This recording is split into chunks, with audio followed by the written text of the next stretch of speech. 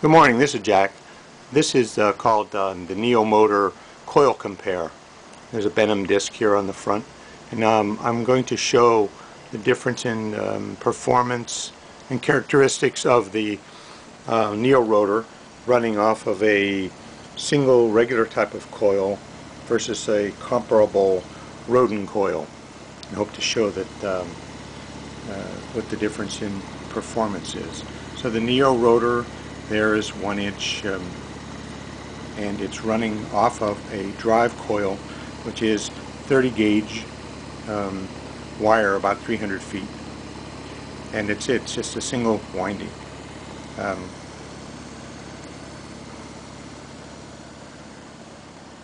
The rest of the setup is pretty similar. I'm using a dual N556 timer, but I'm only using one side of it. And there's a bridge rectifier charge circuit to put some of the energy back into the battery over here.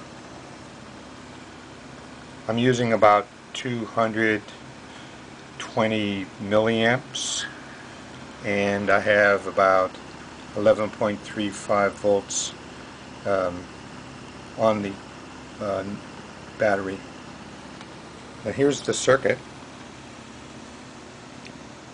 This we're going to be part 1 of 2.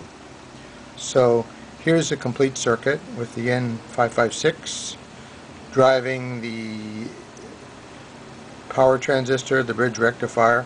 So the only substitution I'll make in the next one will be substitute the Rodin coil.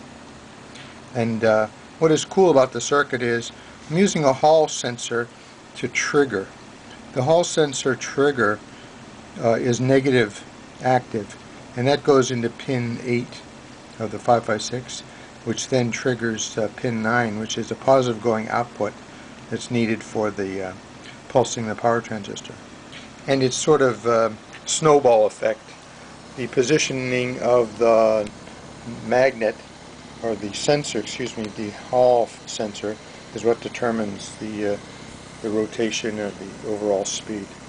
And just for a little fun, here I have a Benham disc on the front, which is a black and white entirely disc, but if you at various speeds it demonstrates color effects. I'll show you that here.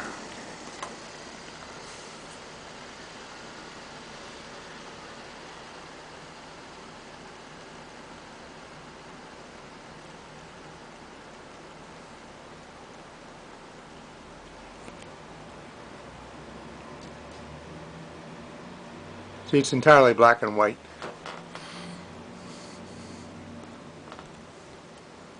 Aloha.